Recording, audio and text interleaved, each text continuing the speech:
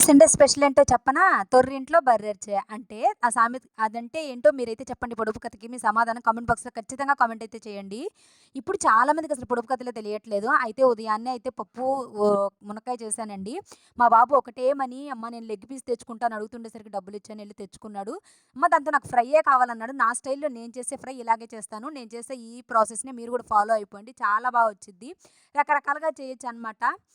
చికెన్‌తోనే chicken pakodi చేస్తే ఇష్టంగా తింటారు. నెక్స్ట్ ఇలా చికెన్ ఫ్రయ్యి చేసిన ప్రతిసారి రసమో, లేకుంటే పప్పో ఏదో ఒకటి కాంబినేషన్ ఖచ్చితంగా ఉండాలి. అయితే మనం ఏం చేసినా మన బిడ్డలు సంతోషంగా, ఇష్టంగా తినాలనే చేస్తాం గానీ, బాధ పెట్టాలనైతే కాదు గదా! ఈరోజైతే నా బాబు చాలా బాధపడ్డాడు. అంత ఇష్టంగా తెచ్చుకొని గూడా లెగ్ పీస్ వాడు తినబోయేసరికి పిల్లెత్తుకెళ్ళిపోయిందంట. కనిపించలేదంట అసలు. తీసి పెట్టాను. నేను పక్కనే అయితే నేను వచ్చేసరికి లేదనమాట. చాలా బాధపడ్డాడు. సర్లే నాన్న ఈవినింగ్ అయినా తెచ్చి మళ్ళీ చేసి పెడతానని చెప్పి నచ్చచెప్పి కొంచెం అన్నం అయితే పెట్టేశాననమాట.